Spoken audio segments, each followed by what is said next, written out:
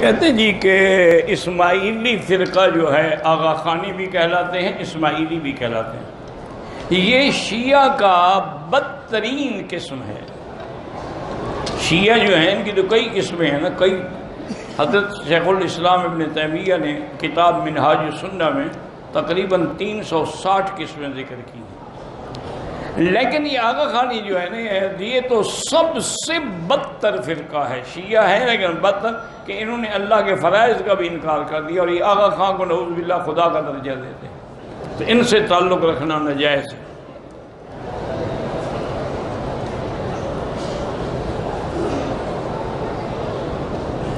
کہتے ہیں جی کہ ایک مفتی صاحب کے ہاتھ میں میرے 7,10,000 کی رقم ڈوب گئی ہے، تو وہ مفتی مفت سے ہوگا، فتوے سے نہیں ہوگا۔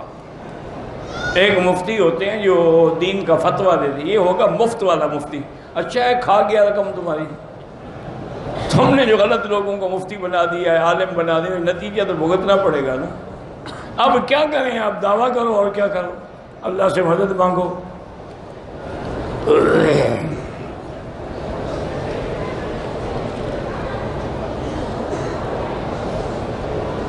کہتے ہیں جی کہ ہمارے علاقے میں عصر کی اذان ایک مسجد میں 2:45 پر ہوتی ہے، اور ایک مسجد میں 3:30 پر ہوتی ہے۔ جو مل جائے وہ ہم پڑھ لیتے ہیں۔ اب اگر ظہر کی نماز 3 بجے تک بغیر جماعت کے پڑھی جائے تو قضا پڑھی جائے گی یا پوری؟ بات کو سمجھیں کہ ہر نماز کا ایک اول وقت ہے اور ایک آخر وقت ہے۔ سرکار دو عالم رحمت دو جہاں صلی اللہ علیہ وسلم کو جبریل علیہ السلام نے آ کے امامت کی، آپ مقتدی بنے اور جبریل امام بنا۔ اسی سے علماء نے مسئلہ نکالا ہے کہ امامت المفضول علی الفاضل، کہ بھی مفضول بھی فاضل کا امام بن سکتا ہے، کیونکہ جبریل تو لا شک کا بھی ذالک مفضول ہے، حضور افضل ہیں، لیکن تعلیم کے لیے حضور نے اس کے پیچھے 5 نمازیں اول وقت میں پڑھی اور 5 آخر وقت میں پڑھی، اور ساتھ یہ بھی بتلا دیا کہ ان کے درمیان جو وقت ہے وہ اسی نماز کا وقت ہے۔ اب جیسے فجر کا وقت ہے تو اس کا اول وقت جو ہے وہ اندھیرے میں ہے، صبح صادق کے طلوع ہونے کے بعد اذان ہو گئی، نماز ہو گئی۔ آخر وقت جو ہے سورج نکلنے سے پہلے تک ہے، وہ بھی حدیث مبارک میں اسفروا بالفجر فانھا اعظم للاجر، کہ صبح کو دیر سے اور روشن کر کے پڑھا کرو، اس میں زیادہ ثواب ہے۔ تو امام ابو حنیفہ رحمۃ اللہ علیہ نے ہر بات میں آخر وقت لیا ہے، لیکن حنابلہ رحمہ اللہ اور شوافی رحمہ اللہ نے اول وقت لیا ہے۔ اسی طرح اہل حدیث حضرات جو ہیں وہ بھی اول وقت پہ نماز پڑھتے ہیں، تو جو 2:25 پہ اذان ہوتی ہے وہ اول وقت ہے، اور 3:30 جو ہے وہ آخر وقت ہے۔ تو نماز تو دونوں وقتوں میں ٹھیک ہے، لیکن امام ابو حنیفہ رحمۃ اللہ علیہ کے نزدیک جو ہے وہ آخر وقت افضل ہے۔ اس میں حکمت بھی ہے کہ حضور کے زمانے میں تو لوگوں کو دین کا اتنا جذبہ تھا نا کہ وہ تو نماز سے بھی پہلے آگے بیٹھ جاتے تھے مسجد میں۔ اب لوگ جو ہیں وہ مشغول ہیں، تو اس لیے اگر ہم آخر وقت میں پڑھیں گے تو زیادہ سے زیادہ لوگ نماز میں شریک ہوں گے۔ باقی یہ ہے کہ اصول یاد رکھیں کہ 2:25 سے لے کر 3:30 تک یہ سارا وقت ہے۔ اگر تم 3 بجے پڑھ لو گے تب بھی قضا کیوں ہوگی؟ تم نے وقت میں پڑھی ہے۔ قضا تو تب ہوگی جب اس کا وقت نکل جائے اور عصر کا وقت شروع ہو جائے۔ کہتے ہیں جی عمان کے لوگ جو ہیں وہ کس فقہ پہ عمل کرتے ہیں، اللہ عالم، مجھے تو پتہ نہیں ہے، بہرحال سنا یہ ہے کہ وہاں بھی کوئی 2-3 فرقے ہیں، کوئی عباضی ہیں، کوئی زیدی ہیں، اور کوئی صحیح ہیں جو حضرت امام احمد بن حنبل کے قول پہ عمل کرتے ہیں۔ اللہ عالم، کیونکہ میں نہیں جانتا اس لیے میں نہیں بتا سکتا۔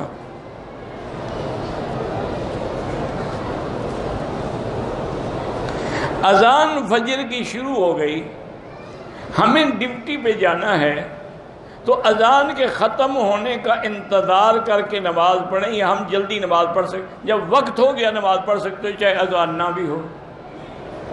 اگر اذان نہ ہو پھر نماز نہیں پڑھو گے، وقت ہو گیا ہے نماز پڑھ سکتے ہو، لیکن جو افضل ہے وہ یہی ہے کہ نماز اذان کے بعد اور اذان کے بعد بھی وقفے سے نماز پڑھنی چاہیے۔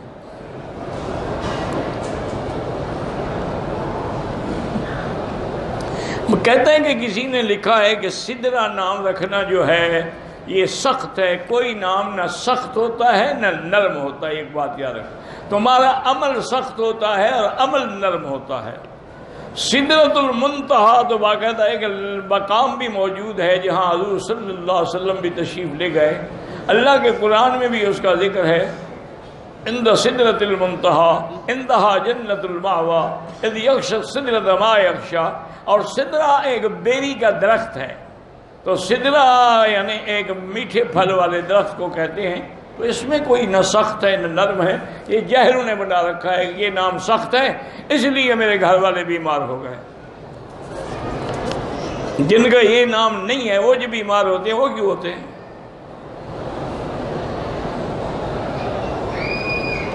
عورت جمعے کی پہلی اذان کے بعد، پہلی اذان تو اعلان کے لیے ہوتی ہے، اس وقت تو وقت ہی نہیں ہوتا، نہ جمعہ پڑھ سکتے ہیں نہ ظہر پڑھ سکتے ہیں، وہ تو اعلان کے لیے ہے، چونکہ حکم ہے نا کہ اذا نودی للصلاۃ من یوم الجمعۃ فاسعوا، جب اذان ہو تو آؤ۔ اب اگر ہم دوسری اذان کے انتظار میں بیٹھ رہے ہیں جو امام کے آنے کے بعد ہوگی، پھر آپ کیسے آئیں گے مسجد میں؟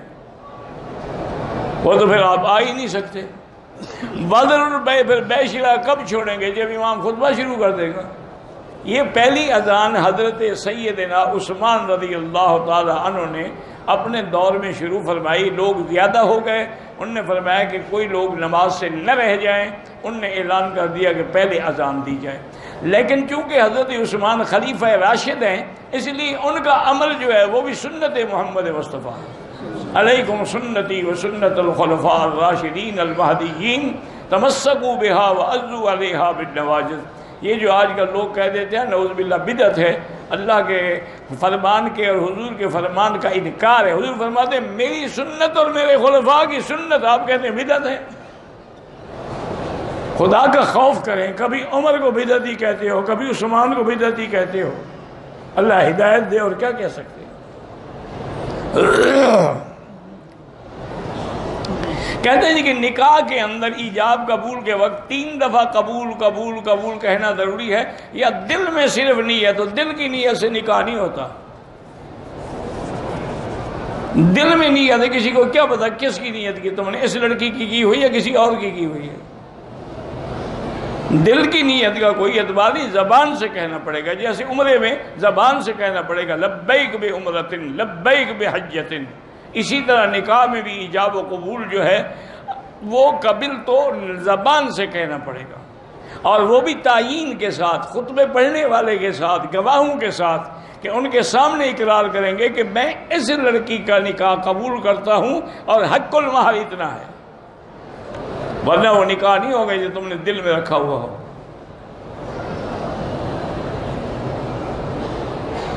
نماز پڑھنے کے لیے ایک تخت بناتے ہیں لوگ گھروں میں، اس کے اوپر کھڑے ہو کے نماز پڑھتے ہیں، کوئی بات نہیں۔ کہتے ہیں کہ آپ نے جو تفسیر قرآن لکھی ہے، تفسیر مکی، میرا بھائی سب سے پہلے تو یہ بات یاد رکھیں کہ ابھی وہ مکمل بھی نہیں ہوئی، اس کے صرف 7 جلد چھپے ہیں، اور 8واں جلد جو ہے وہ تیار ہو رہا ہے انشاءاللہ۔ آپ کو انڈیا میں انشاءاللہ یہ مدراس کا علاقہ ہے آرام پور، اس سے مولانا قاسمی صاحب ہیں، مولانا تمیم القاسمی، وہ بھی چھپوا رہے ہیں، ان سے آپ کو مل جائے گی۔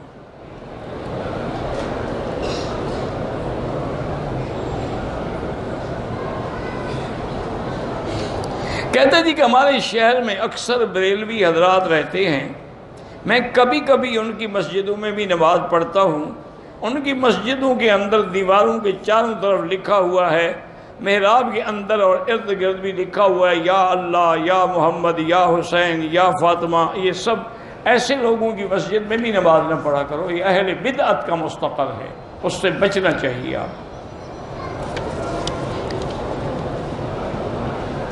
میزان اسلامی بینک جو ہے وہ گاڑی دیتا ہے قسطوں پہ، میں نے جہاں تک سنا ہے کہ وہ اسلامی اصولوں کے مطابق بزنس کرتے ہیں، مضاربت اور مشارکت اور مرابحت پر، تو ان سے لے سکتے ہیں انشاءاللہ۔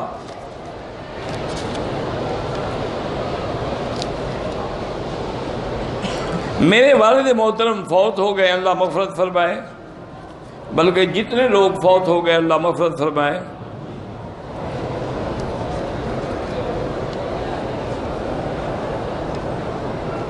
کہتے جی کہ جب ہم امام کے پیچھے نماز پڑھیں، اگر حنفی ہیں تو پیچھے فاتحہ نہ پڑھیں، خاموش رہیں، کیونکہ ایک حدیث مبارک میں ہے کہ قراءۃ الامام لہو قراءۃ، امام کا پڑھنا جو ہے وہ مقتدی کے لیے پڑھنا کافی ہے۔ اور دوسری ایک بڑی واضح حدیث ہے، حضور نے فرمایا اذا قال الامام غیر المغضوب علیہم ولا الضالین فقولوا آمین۔ اب معلوم ہوا کہ فاتحہ پڑھنا امام کا وظیفہ ہے، ہمارا وظیفہ آمین کہنا ہے۔ باقی جو پڑھتے ہیں ان پہ اعتراض نہ کیا کریں۔ میرے استاد مدرسہ چلاتے ہیں دور حدیث کا، میرا بیٹا وہاں پڑھ رہا ہے، اللہ مدرسوں سب مدرسوں کو کامیاب کرے، اللہ جتنے دین کے مدرسے ہیں ان کی حفاظت بھی فرما اور ان کے اسباب رزق بھی پیدا فرما۔ ہمارا پہلا عمرہ ہو گیا ہے، دوسرا عمرہ مدینے سے واپسی پر ہو جائے گا، مگر جو لوگ مسجد عائشہ سے عمرہ لازمی نہیں ہے، کرنا چاہو تو کر سکتے ہو۔ مسجد قباء جو مدینہ منورہ میں ہے، اگر آپ مسجد حرم سے نبوی سے یا مدینہ منورہ کی کسی جگہ سے باوضو وہاں تشریف لے جائیں اور 2 رکعت پڑھیں تحیۃ المسجد، تو ایک عمرے کا ثواب ملتا ہے۔ یہاں بھی زوال کا ٹائم ہے، مکروہ ٹائم ہے، عصر کے بعد نماز نہ پڑھیں، فجر کے بعد نہ پڑھیں۔ حضرت حضور حدود حرم، یوں سمجھ لو کہ پورا مکے کا شہر جو ہے وہ حدود حرم میں ہے۔ اگر قسطوں سے آپ ایسے بینک سے گاڑی لے رہے ہیں جو سود مقرر کرتے ہیں، پھر ناجائز ہے۔ کہتے ہیں جی کہ اسپیکر کی آواز کم ہوتی ہے، اب یہ میرے بس میں تو نہیں ہے بھائی، یہ تو انتظامیہ سے آپ دعا کریں گے ٹھیک ہو جائے گی۔ ہر طواف کے بعد چاہے وہ نفل ہو یا عمرے کا ہو یا حج کا 2 رکعت پڑھنا واجب ہے، نفل نہیں۔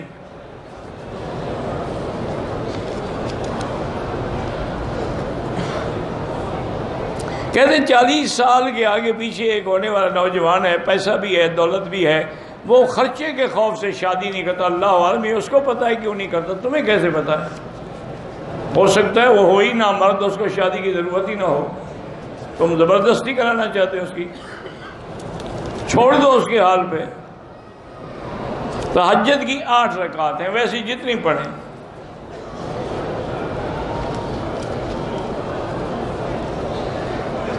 جنگ خندق میں قبلتین، بہرحال مسجد قبلتین بھی اب موجود ہے ماشاءاللہ، مساجد 7 بھی موجود ہیں۔ جہاں تک وادی جن کا تعلق ہے میں نہیں جانتا، کسی جن سے پوچھیں، ہر کسی کو اپنی برادری کا پتہ ہوتا ہے نا، میری برادری تو ہے ہی نہیں۔ میں پاکستان، مجھے بخار ہوتا ہے، اللہ شفا عطا فرمائے، زمزم پی کے دعا کرو۔ اگر ایک آدمی مدینے سے آیا لیکن بیمار ہو گیا، معذوری کی بنا پہ احرام نہیں بنا، اس پہ انشاءاللہ دم نہیں ہوگا۔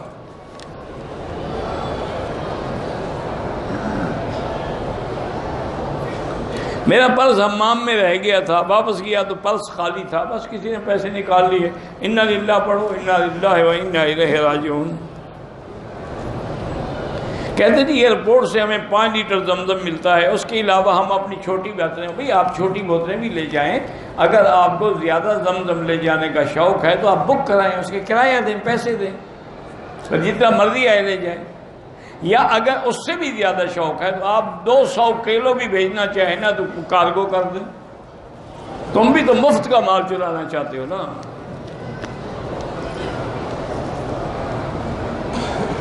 ایک عورت کے لیے اس کے پاس کار بھی ہے، 10 تولے سونا بھی ہے، بہرحال کار پر تو زکوٰۃ نہیں ہوتی، سونا جو اس کی قیمت کر کے زکوٰۃ ادا کرے، کار پر تو کوئی زکوٰۃ نہیں، اس کی سواری ہے استعمال کے لیے۔ آپ نے صلاۃ الحاجہ کا ایک طریقہ بتایا تھا، بہرحال وہی دوبارہ کیسٹ سن لیں، اب ہر وقت میں نہیں بتا سکتا۔ تعلیم حاصل کرنے کے لیے امریکہ جا سکتے ہیں، ہر ملک میں جا سکتے ہیں۔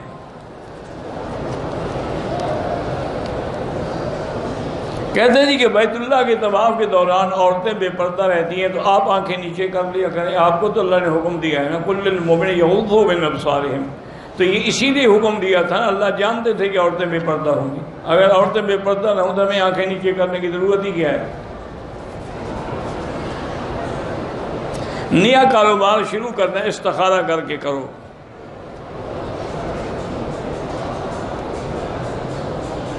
پتہ نہیں کیا ہے جی کہ نوجوان لوگ فوٹو کے لیے آپ کی کرسی کے پیچھے ہوتے ہیں، مجھے نہیں پتہ وہ کیا دیکھتے رہتے ہیں۔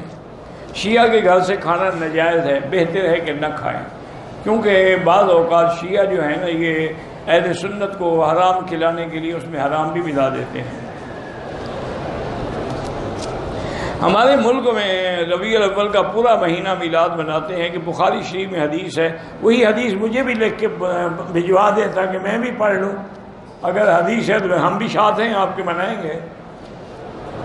یہ بخاری شریف جو پوری دنیا میں پڑھائی جاتی ہے اس میں تو حدیث نہیں ہے، بریلویوں کی اپنی کوئی بخاری ہے تو اللہ عالم۔ آج کل مکے میں رہتے عمرے سے زیادہ طواف کریں، دوسرے کونے میں جو غلاف ہٹا ہوا ہے وہ رکن یمانی ہے، وہاں استلام کر رہے ہیں ہاتھ سے۔ میں نے خواب دیکھا کہ میں جا کے بوسہ دیتا ہوں، خواب اچھی بات ہے، اچھا خواب ہے۔ دوران طواف اگر مرد عورتیں طواف میں ٹکرائیں گناہ بالکل گناہ ہے، آپ ایسے وقت طواف کریں جب عورتیں نہ ٹکرائیں، یا اوپر کی منزل پہ کریں، کوئی نہیں ٹکرائے گا۔ اگر بچے کو نظر لگ جائے تو سورۃ نون والقلم کی آخری آیتیں پڑھ کے دم کیا کریں۔ نابالغ بچوں کے لیے کوئی طواف عمرہ ضروری نہیں، ان کے لیے دعا کرو۔ عمرہ ادا کر رہا، طواف کر لیا، ظہر کی نماز ادا کی، اس میں قضا نماز، جب نماز ظہر ادا کی امام کے پیچھے تو وہ تو قضا نہیں ہو سکتی نا، قضا بعد میں الگ پڑھو گے۔ قضا نماز کی بھی اتنی رکعتیں ہوتی ہیں جتنی تم نے قضا کی ہے، اگر اپنے ملک کی نمازیں قضا ہیں تو 4 ہیں، سفر کی ہیں تو 2 ہیں۔ میرا شوہر شراب کا بہت عادی ہے تو یا مانعو 70 دفعہ پڑھ کے کھانے پہ پانی پہ دم کر کے اس کو ہر کھانے کے ساتھ دیا کریں، انشاءاللہ بری عادتیں چھوڑ دے گا۔ کسی نے میرے ہاتھ پہ خوشبو لگا دی، میں نے دھو دیا، کوئی بس بات ختم ہو گئی۔ عمرے پہ آئی ہوں، طواف بھی کیا ہے، صفا مروہ پہ 1 چکر لگا کے بال کاٹ لیے، اسی وقت پھر دوبارہ 6 چکر مکمل کر کے بال کاٹ لیے۔ بہرحال اگر آپ نے پہلے بال کاٹ لیے ہیں تو یہ تو بات مسکرہ دے کہ فارغ ہو گئی آپ، لہذا دم دینی ہوگی آپ کو۔ 1 ہفتے کا مسافر سنتیں معاف ہیں، 1 ہفتے کا ہو یا 1 سال کا ہو، پڑھے تو ثواب ہے۔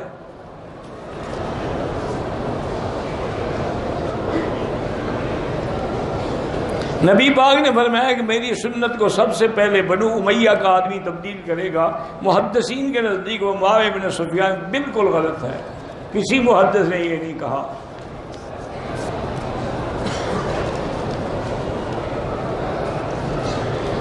جن لوگوں نے اپنے دور میں حضرت علی پہ سب و شتم کیا ان پہ لعنت کرنی چاہیے؟ بالکل نہیں کرنی چاہیے۔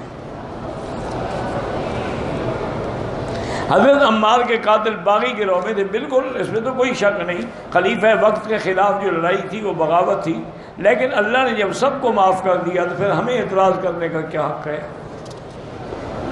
خود حضرت علی نے فرما دیا قتلانا و قتلاہم فی النار، ہمارے ہوں یا ان کے فی الجنہ، ان کے سب جنتی ہیں۔ غدیر خم پر دلائل مضبوط ہیں، کیا دلائل ہیں؟ کوئی دلائل بھی تو بتائے نا، غدیر خم پہ کہے کیا جو دلائل دی ہیں اس نے؟ اگر حضور نے حضرت علی کی محبت کا اعلان فرمایا تو کون ایسا بندہ ہے جو حضرت علی سے محبت نہ کرے؟ آپ نے یہ بھی بتلا دیا کہ لا یحبک الا مومن ولا یبغضک الا منافق، مجھے مومن ہے آپ سے محبت کرے گا جو منافق ہے۔ کہتے ہیں کہ بعض لوگ حضرت علی کی اور جنگ صفین اور جمل کی لڑائی میں بڑے سخت باتیں کہتے ہیں، بالکل غلط کہتے ہیں۔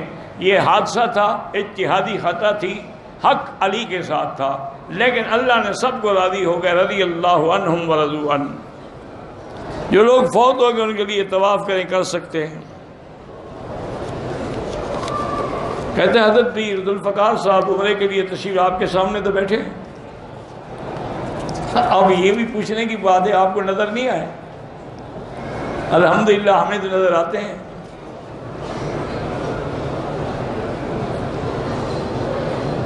ایک آدمی چھٹا چکر پورا کیا، حجر اسود کا استلام رہ گیا، آگے نکل گیا، کوئی بات نہیں۔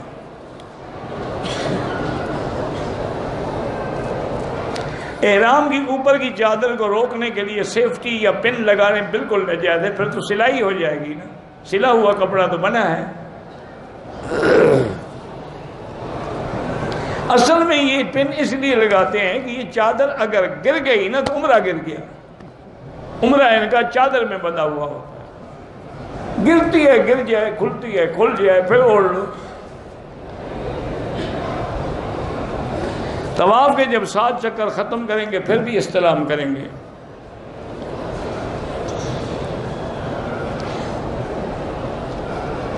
میری ایک بیلٹ باندھی ہوئی تھی طواف میں، عمرے میں، وہ ٹوٹ گئی تو میں نے ذرا ہزار بند کو بنا کے باندھ لیا، کوئی بات نہیں۔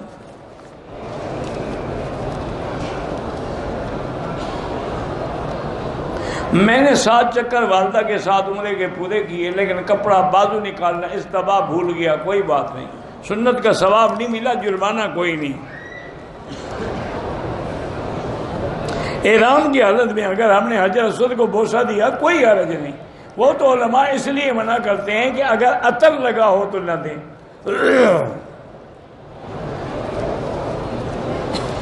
تو کندھا ننگا کرنا جو ہے صرف طواف کے چکروں میں ہے، نہ صفا میں ہے، نہ پہلے نہ بعد میں۔ غسل کرنے سے وضو ہو جاتی، اگر آپ نے پہلے وضو کی نیت کی ہے، کلی کی ہے، ناک میں پانی دیا ہے، پھر ہو جاتا ہے۔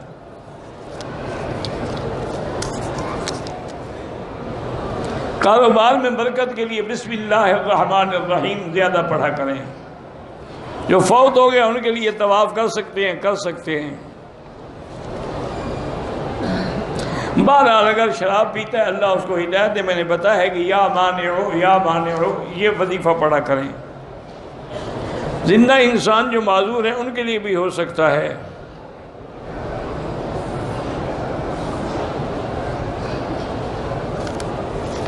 کہتے ہیں جی کہ جب اللہ نے اپنے خلیل کو حکم فرمایا تھا کہ اعلان کر دیں اذن فی الناس بالحج، تو روحوں نے جواب، تو روح تو پہلے پیدا ہو چکے تھے نا، اللہ نے آواز پہنچا دی۔ تاریخ اسلام پر بہت ساری کتابیں ہیں، علامہ شبلی نعمانی کی بھی ہے، مولانا ادریس خان دہلوی کی بھی ہے، اور حضرت مولانا منظور نعمانی کی بھی، کوئی بھی لے لیں۔ عمرے میں اپنے بال پہ خود اسرا پھیر سکتے ہیں، پھیر سکتے ہیں۔ آپ کی کتابیں جو ہیں دروس مکی وغیرہ وہ پاکستان میں ملیں گی انشاءاللہ۔ ہم نے سر منڈوانے کے بعد احرام کھول کے صابن سے نہائے، جب احرام کھل گیا تو اب صابن سے نہائے یا شیمپو سے، کوئی پابندی نہیں۔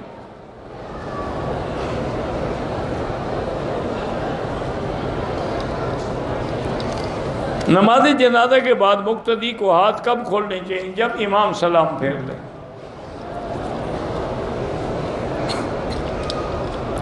مکہ مکرمہ اور مدینہ منورہ میں تمام عدالتوں میں، تمام دفاتر میں فقہ امام احمد ابن حنبل رحمۃ اللہ علیہ پہ عمل ہوتا ہے۔ اگر 2 یا 3 جنازے اکٹھے آ جائیں پڑھے جا سکتے ہیں، کیونکہ دعا جو ہے وہ بڑی جامع ہے، اللہم اغفر لحینا و میتنا و شاہد، سب کے لیے ہے۔ کسی کے گھر اولاد ہی اللہ اولاد عطا فرمائے۔ کسی نے اپنی پارٹی کا نام لبیک رکھا ہوا ہے، اللہ ہدایت دے، لبیک یا رسول اللہ تو کہنا ہی جائز نہیں۔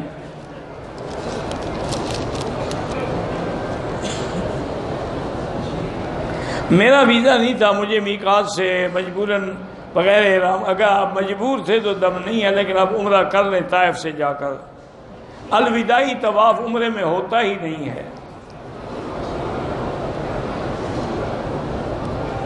اگر کوئی آدمی اپنی بیوی کو شرط رکھ کے طلاق دے کہ اگر تم فلاں گھر میں گئی تو طلاق، حنفی مسلک میں ہو جائے گی، باقی ائمہ کہتے ہیں یہ قسم ہے، طلاق نہیں ہے۔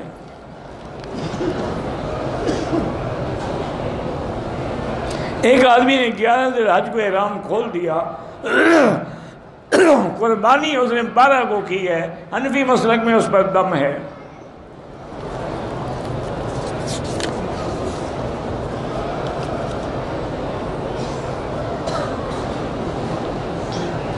بہرحال جو بچیاں شادی کے قابل ہیں اللہ ان کو خیر کے رشتے نصیب فرمائے۔ میں نے عمرہ کیا اور میری بیوی نے بھی، میں نے ابھی اپنے بال نہیں کاٹے تھے کہ بیوی کے بال کاٹے، کوئی حرج نہیں۔ کعبے سے پہلی نظر کا معنی ہے کہ جب آپ اپنے ملک سے یا باہر سے آتے ہیں، جب پہلی نظر پڑے تو جو دعا مانگیں انشاءاللہ قبول ہوگی۔ بلکہ بعض روایات میں یہ بھی آیا ہے کہ جب نظر پڑے تو کہیں اللہ اکبر اللہ اکبر اللہ اکبر، اللہم زد بیتک ھذا تشریفا و تکریما و تعظیما و مہابتا و برا و تقوی وزد من کرمہ و عظمہ ممن اعتمرہ و حجہ، یا آپ اپنی زبان میں جو چاہے مانگیں۔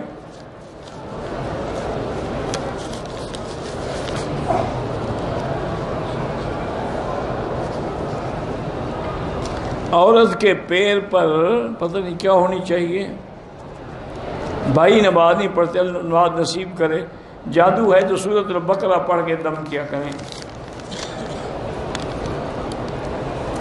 عمرے کی نیت تو میقات سے کریں گے نا آپ، طواف کی نیت حجر اسود کے سامنے کریں گے۔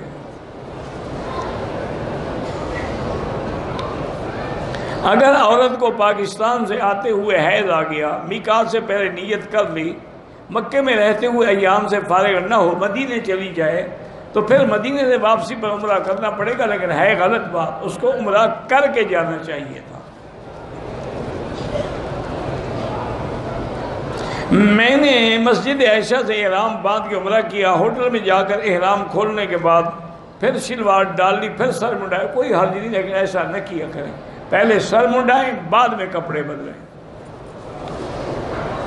شرعی پردہ یہ ہے کہ گھر سے ہی نہ نکلے، وَقَرْنَ فِي بُيُوتِكُنَّ، اور دوسرا پردہ یہ ہے کہ اذا سألتموهن متاعا فاسألوهن من وراء حجاب، اگر کوئی پکارے تو دروازے پردے کے اندر سے جواب دیں۔ اور تیسرا پردہ یہ ہے کہ یدنین علیہن من جلابیبہن، اپنی چادر کا پلو کھینچ کے رکھیں۔ اگر عورت بغیر میقات حیض کی وجہ سے بغیر احرام کے آگے تو طائف سے عمرہ کر لے، ورنہ دم دینی پڑے گی۔ کسی بزرگ سے بیعت ہونا ضروری، اس زمانے میں تو ضروری ہے۔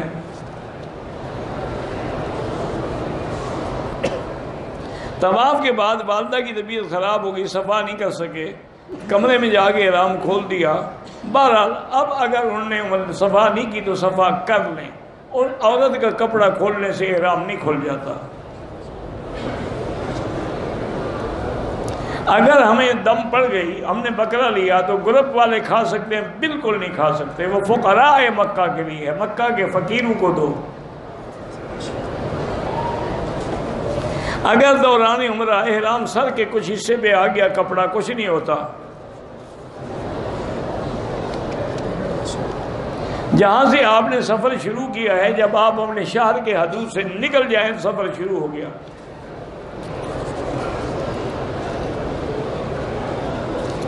لوگ کہتے ہیں کہ جو خواب بھول جائے جھوٹا ہوتا ہے، یہ گھڑی ہوئی بات ہے۔ غلاف کعبہ پہ نام لکھنا بالکل ناجائز ہے۔ بہرحال جو مطاف میں لوگ ہیں وہ نمازی کے آگے بھی گزر سکتے ہیں، چونکہ ان کا حق مقدم ہے نماز سے۔ وَإِذْ بَوَّأْنَا لِإِبْرَاهِيمَ مَكَانَ الْبَيْتِ أَلَّا تُشْرِكْ بِي شَيْئًا وَطَهِّرْ بَيْتِيَ لِلطَّائِفِينَ وَالْعَاكِفِينَ وَالرُّكَّعِ السُّجُودِ۔ نماز والوں کا ذکر بعد میں ہے، طواف والوں کا پہلے ہے۔ بیٹی کا نام ہم نے ارم رکھا ہے، ٹھیک ہے۔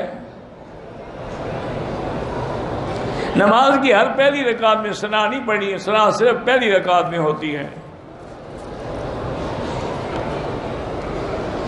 اگر عصر تک ہم نے ارکان عمرے کے مکمل کر لیے، لیکن حل عشاء کے بعد کریں کوئی بات نہیں۔ تہجد کی 8 رکعتیں، لیکن آپ چاہیں تو 2 بھی پڑھ سکتے ہیں، لیکن حضور نے 4 کر کے پڑھی ہیں۔ کان یصلی اربعا فلا تسأل عن حسنہن وطولہن، بی بی عائشہ فرماتی ہے حضور 4 رکعت پڑھتے تھے۔ نماز جنازہ آہستہ پڑھنی چاہیے۔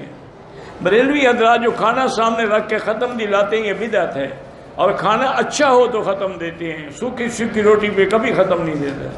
آپ تجربہ کر لیں، کبھی ان کے آگے کھٹی لسی رکھیں اور کھٹی دال اور باجرے کی روٹی کا ختم پڑھو، مجالے جو پڑھے گالیاں دے کے اٹھ جائے گا۔ سری نماز ہو یا جہری، حنفی امام کے پیچھے فاتحہ نہ پڑھے۔ استخارہ کرنے کا طریقہ یہ ہے کہ 2 رکعت سنت پڑھ کے اسی نیت سے پھر وہ دعائے استخارہ مانگے، اللہم انی استخیرک بعلمک واستقدرک بقدرتک۔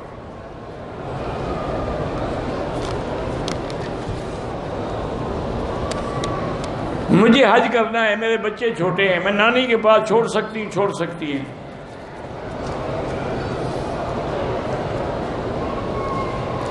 میں دبئی سے آیا ہوں، لوگ غصے میں طلاق کہہ دیا، بہرحال وہ 3 طلاقیں ہو گئیں۔ طلاق غصے میں دی جاتی ہے، محبت میں کوئی بھی نہیں دیتا۔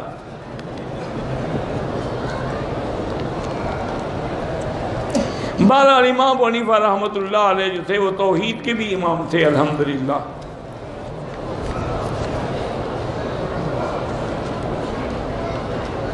ہم نے طواف الوداع کر لیا تھا، واپس چلے گئے جدہ، فلائٹ کینسل ہو گئی، مکہ آ گئے۔ بھائی عمرے پر طواف الوداع نہیں ہوتا، واپس آ گئے، اچھی بات ہے، اور طواف کرو۔ نفلی طواف ہو اس میں بھی عورت کپڑا آگے لٹکا کے رکھے۔ دم کا گوشت اپنے گھر والے بھی نہیں کھا سکتے، مکے کے فقیروں پر تقسیم کیا جائے۔ گھوڑی کا دودھ جو ہے علاج کے لیے پی سکتے ہیں۔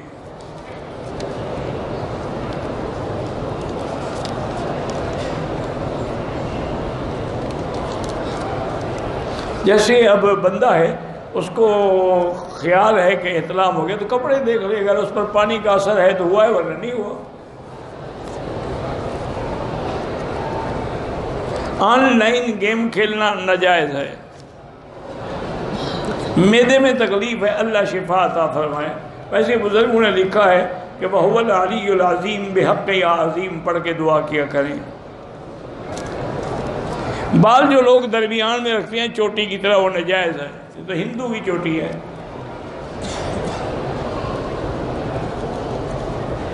ہمارا ایک دن ہو گیا ہم نماز پڑھتا ہے، ہمارا سوچ بدلتا ہے، کیا پتہ نہیں کیا سوچ بدلتا ہے۔ میرے شوہر 14 سال سے پردیس میں ہیں، 4 بیٹیاں بھی ہیں۔ 4 سال سے شوہر پاکستان نہیں آئے، 2 سال سے انٹرنیٹ پہ دوستی کی، انٹرنیٹ پہ دوسری شادی کر دی۔ آپ نے کئی دفعہ پوچھا ہے تو ہم جا کے خلو کر لو، بس جان چھڑاؤ اپنی۔ اگر کوئی بندہ عمرے کرنے کے بعد نفلی طواف ہو یا کوئی طواف، 7 چکر کے بجائے طواف ہوتا ہی نہیں۔ تہجد کی جب نماز پڑھیں گے تو سورۃ فاتحہ کے بعد سورت بھی ملائیں گے۔ بوڑھے آدمی جب نماز پڑھتے ہیں بھول جاتے ہیں، اللہ قبول فرمائے، انسان ہے، مجبور ہے۔ میں نے واش روم میں جا کر اپنے سر پہ خود اس طرح پھیرا، کوئی حرج نہیں ہے۔ نماز جنازہ کے بعد جو دعا ہے وہ بدعت ہے، اصل وہی دعا ہے جو جنازے کے اندر ہے۔ واللہ اعلم۔ اللہم صلی علی سیدنا محمد وعلی آل سیدنا محمد وبارک وسلم۔ لا الہ الا اللہ الحلیم الکریم، سبحان رب العرش العظیم، الحمدللہ رب العالمین۔ اللہم انک ملیک المقتدر، ما تشاء من امر یکون۔ اللہم کن لنا ولا تکن علینا وانصرنا علی من بغى علینا۔ اللہم کن بنا رؤوفا رحیما ولا تجعلنا شقیا ولا محروما۔ اللہم استرنا بسترک الجمیل، اللہم استرنا بسترک الجمیل، اللہم استر عوراتنا، آمن رواتنا، خفف لواتنا۔ اللہم انصر الاسلام والمسلمین، اللہم انصر الاسلام والمسلمین، اللہم احفظ سائر بلاد المسلمین وهذا البلد الامین فاجعلها آمنا مطمئنا سخاء رخاء إلى يوم الدین۔ یا الہ العالمین بیماروں کو شفا عطا فرما۔ یا اللہ ہماری ظاہری باطنی روحانی جسمانی معنوی بیماریاں دور فرما۔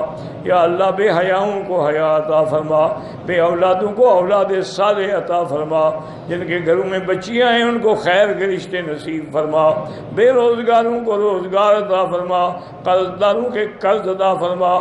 یا اللہ پورے عالم میں جہاں مساجد ہیں، مدارس ہیں، دین کے ادارے ہیں، تبلیغ کے ادارے ہیں، ان سب کی حفاظت فرما۔ یا اللہ پورے ملک کے اندر پوری دنیا میں جہاں بھی علماء حق ہیں ان کی حفاظت فرما۔ یا ارحم الراحمین، یا اکرم الاکرمین، یا اجود الاجودین، لا تجعلنا من القانتین، لا تجعلنا من الآیسین، لا تردنا عن بابک خائبین۔ یا اللہ مسلمان فلسطین میں ہیں، کشمیر میں ہیں، حلب میں ہیں، روہنگیا میں ہیں، شام میں ہیں، ہند میں ہیں، عرب میں ہیں، عجم میں ہیں، افغان میں ہیں، ان کی جان مال آبرو عزت کی حفاظت فرما۔ یا اللہ مسلمانان کشمیر پہ رحم فرما۔